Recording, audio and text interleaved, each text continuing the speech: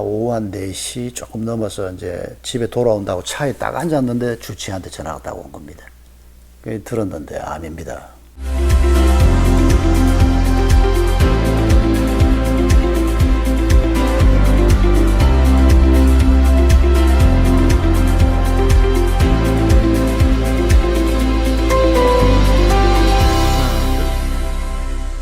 네, 목사님 반갑습니다. 반갑습니다. 목사님께서 목회자로 부르심받은 계기가 있을 거 아니에요. 하나님께서 언제 어떠한 일로 부르셨는지 또 목회자로서 소명을 갖게 되셨는지 먼저 말씀해 주시면 감사하겠습니다. 사실 뭐 명확하게 말하기는 참 어려운 부분이긴 한데 제가 경험한 건 이렇습니다. 초등학교 3학년 때 전도를 받고 우리 집 근처에 있는 제 고향 진해에서 최초로 세워진 경화교회라는 교회가 있습니다. 그 교회 출석을 했는데 교회가 참 재미있었습니다. 그리고는 이제 이웃 마을로 이사를 가서 또 교회를 바로 집 옆에 있는 교회를 다니기 시작하고 뭐 이런 식으로 이제 교회 생활이 시작이 됐는데 중1 때부터 어른들 예배에 참석을 하기 시작을 했고 그리고 꾸준히 교회를 다녔습니다. 제가 초등학교 6학년 때 아버지가 파산을 했는데 이제 가정적인 그런 어려움 때문에 그 교회가 저한테는 굉장한 피난처였습니다. 그런데 고1 가을에 예수님을 인격적으로 영접하는 사건이 생겼습니다. 어느 날 예수님이 날 위해서 죽었다고 목사님이 설교 중에 얘기를 하는데 그게 마음속으로 받아들여지는 겁니다. 처음에는 내가 너무 한 6, 7년 교회를 주일마다 수요일마다 열심히 다녀서 세뇌가 된 거 아닌가 처음에는 그렇게 생각했습니다. 그 해 연말에 겨울방학이 시작이 되고 제가 중학교 입학하면서부터 하루도 안 빠지고 일기를 쓰기 시작했습니다. 중학교 1학년 때 쓴 일기에 놀랍게도 뭐가 기록이 되어 있었는가 하니까 제 기억에 중학교 1학년 3월쯤 주일날 교회를 갔다 와서 쓴 일기로 기억이 나는데 그날도 목사님이 설교 중에 하나님이 살아계시다. 너는 죄인이다. 너의 죄값을 위해서 예수 그리스도가 죽었다. 이런 설교를 했는데 못 받아들였습니다. 그때는 도저히 인정되지 않았고 오히려 반발이 막 생겼죠. 내가 언제 날 위해서 죽어달라 그랬나. 왜 이런 말도 안 되는 소리를 하나. 이제 이런 반응이었는데도 그날 일기에 쓴 그 다음 글귀가 뭔가 하니까 만약에 그럴 리는 없지만은 만약에 하나님이 있다면 만약에 정말 예수 그리스도가 내 죄를 위해서 죽었다는 우리 목사님 말이 사실이라면 제가 그렇게 생각하는데 가장 중요한 건 신앙이 아니고 우리 목사님은 믿을 수 있다는 생각 때문이었습니다. 네. 내가 목사님을 못 믿겠다 생각했으면 그 말도 못 믿었을 건데 저분이 거짓말을 할 이유가 없는데 거짓말 한다고 해서 떡이 생기는 것도 아니고 이 시골에 들어와서 그러나 나는 받아들여지지 않고 그러니까 고민이 되는 거죠. 그러니까 그 일기에 어린 아이지만은 쓰기를 우리 목사님 말이 사실이라면 내가 목사가 되는 것 말고 내 인생에 어떤 선택이 있을 수 있을까? 이런 고민을 중학교 1학년 때 써놓은 겁니다. 그 비슷한 기록을 한 2번 더 써놓은 걸 제가 봤습니다. 한 몇 달 후에.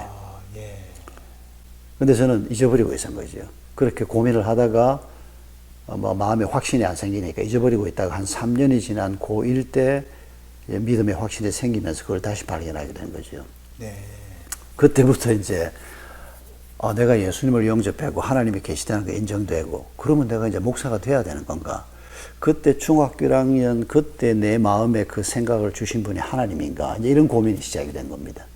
그런 과정에서 이제 고2, 고3, 재수, 삼수까지 갔습니다. 그래요. 근데 그 재수, 삼수는 사실은 대학을 가기 위한 고민보다 그때는 신학대학원이라는 걸 몰랐습니다. 시골에 있으면서 정보도 없고 신학대학부터 가야 되는 걸로 생각을 했습니다. 처음에는. 나중에는 알았지만은. 그러니까 그때는 예비고사, 제가 예비고사 2회인데 우리 한 해 선배부터 예비고사가 생겼는데 이제 예비고사를 합격하면 대학 시험을 치는데 신학대학을 가고 싶은데 갈 수가 없는 겁니다. 확신도 없고 집안에서는 반대하고 그러니까 아무 대학도 응시를 안 했습니다. 그런 식으로 고민하는 시간을 보낸 거죠. 그러다가 결정적인 사건은 제가 재수 1년이 끝난 다음에 아버지가 정말 철저한 유교적인 분이었는데 이분이 놀랍게도 내가 전도하지 않았는데 주치의의 전도를 받고 암 말기 환자로 예수님을 영접하고 우리 집 제사를 전부 다 없애고 돌아가는 사건이 벌어졌습니다. 네. 그러면서 하나님께서 나를 이 길로 부르셨구나 하는 것이 그때부터 확신되기 시작했습니다. 결국 제가 원래는 70학번인데 72학번으로 이제 부산에 있는 고려신학 대학에 입학을 하게 된 거죠. 그때부터 이제 뭐 지금까지 흔들림 없이 뭐 잠깐 혹시 선교사인가 혹시 뭐 학자인가 이런 고민을 했지만은 하나님의 부르심이 이 길이다라고 하는 흔들림은 없었습니다. 이제 가장 최근 일이 이제 제가 3년 전에 암 수술을 받는 일이었는데, 근데 참 감사하게도 1년 동안 이제 정기검진에서 이제 문제가 생긴 걸 보고 추적을 1년 동안 하고 1년 후에 암입니다 하고는 통보를 받았는데, 그 1년 동안 준비를 하나님이 많이 시킨 것 같아요. 오후 한 4시 조금 넘어서 이제 집에 돌아온다고 차에 딱 앉았는데 주치의한테 전화가 딱 온 겁니다. 들었는데 암입니다. 목사님 미안합니다. 근데 참 나도 놀랐습니다. 너무 마음이 편안한 거예요. 예. 난 그때 내가 그 정도 믿음이 있을 줄 몰랐습니다. 담담하게 받아들였군요. 예, 참 놀랍게도 담담하게 뭐 마음에 불편하거나 뭐 두렵거나 이런 생각이 안 들고 담담하게 받아들이게 해주셔서 너무 감사했고, 그리고 이제 한 달 후에 수술을 받는데, 왜냐하면 조직 검사를 했기 때문에 거기 아물고 한 달 후에 이제 수술을 받아야 되는데, 전이가 됐나 안 됐나 수술해봐야 안다 그러더라고요. 야, 그 한 달이 참 두렵더라고요. 예, 아는 사람은 아는 두려움이 있지. 암을 겪어본 사람이라야, 야, 정말 그 한 달은 또 좀 다르더라고요. 암입니다라는 말을 듣는 순간은 그런 대로만 담담하게 받아들였는데, 이제 한 달을, 야, 이게 전이가 됐으면, 또 많이 전이가 됐으면, 이걸 생각하는데, 그 한 달을 아마 하나님께서 제게 특수 훈련 기간으로 주신 것 같아요. 마음을 완전히 비우게 만드시더라고요.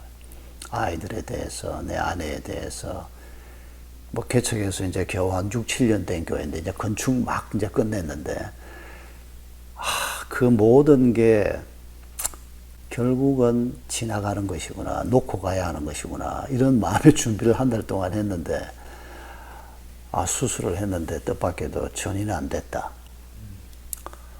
그러면 이건 무슨 뜻인가?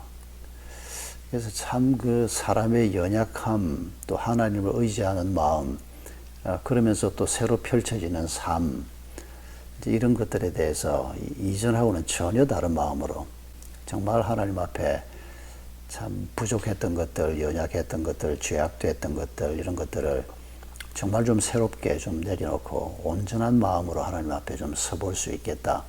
정말 앞으로 그렇게 살아야 되겠다. 이런 결심을 수술을 계기로 해서 하게 됐었죠. 뭐 여러 가지 관점에서 회고를 할 수 있겠는데, 저는 사실 이런 비슷한 질문을 받을 때 딱 떠오르는 단어가 하나님의 인도하심이라는 단어입니다. 비슷한 질문을 이제 전에도 가끔씩 받은 적이 있는데, 뭐 이를테면 뭐 분립개척교회를 해서 뭐 교회가 열 몇 개가 세워지고 기독교 학교 운동을 하고 뭐 입양 운동을 하고 뭐 선교 사역도 뭐 북한, 중국, 이슬람권 뭐 이런저런 사역들이 꽤 다양하게 펼쳐졌는데, 어떤 분들은 뭐 박 목사가 아이디어가 많고 추진력이 있어서 이런저런 일을 한 것처럼 이제 이렇게 생각하기도 하고 묻는 분도 봤습니다만, 사실은 완전 그 반대입니다. 제가 굉장히 소극적인 사람입니다. 누가 저를 건드리지 않으면 하루 종일 말 한마디도 안 하고도 아주 즐겁게 지낼 수 있는 사람입니다. 원래 성격은 아주 내성적입니다. 근데 하나님께서 대학 시절부터 훈련을 시키시면서 조금씩 외향적으로 가게 만드신 것 같고, 그리고 사역도 제가 뭐 분립개척교회 운동을 해봐야 한 번도 생각해 본 적 없습니다. 기독교학 운동 해봐야 되겠다. 전혀 정말 제 지난 한 40여 년 사역 기간을 되돌아보면 그야말로 하나님께서 뭐를 딱 제 앞에 펼쳐 보여주시고, 이 길이 네 길이다.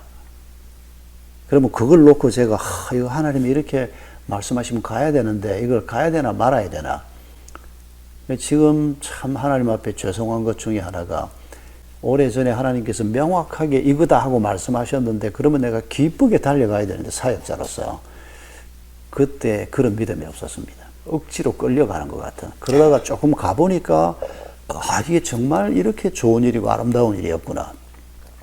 그래서 저는 뭐 제 사역의 그 중요한 그 어떤 계기들을 생각해 보면 항상 하나님께서 먼저 움직여 주셨어요. 하나님께서 이게 네 길이다. 이런 식으로 뭘 보여주시고 저는 그걸 놓고 실험을 하면서 처음에는 약간 끌려가듯이 가다가 그 다음에 하나님 죄송합니다 하고 좀 열심히 달려가는 이런 스타일로 지금까지 심지어 은퇴도 그렇게 했습니다. 은퇴도 뭐 제가 생각지도 않고 있다가 하나님께서 은퇴다라고 말씀을 하시고 좀 주저주저 하다가 그렇구나 이게 하나님의 뜻이었구나 그러고 딱 결정을 하고 나니까 얼마나 마음이 편하고 좋은지 요새는 뭐 벌써 이제 제가 은퇴한 지가 이제 2년 반 됐는데 현장에 현역으로 뛰고 있는 분들 보면 미안하기도 하고 네. 참 느긋하게 이제는 설교를 위해서 혹은 뭐 누구를 위해서가 아니고 정말 내가 즐거워서 성경 읽고 내가 즐거워서 설교도 듣고 내가 스스로 하나님 앞에 능동적으로 하나님과의 교제를 위해서 이렇게 저렇게 움직이는 게 그렇게 행복할 수가 없습니다.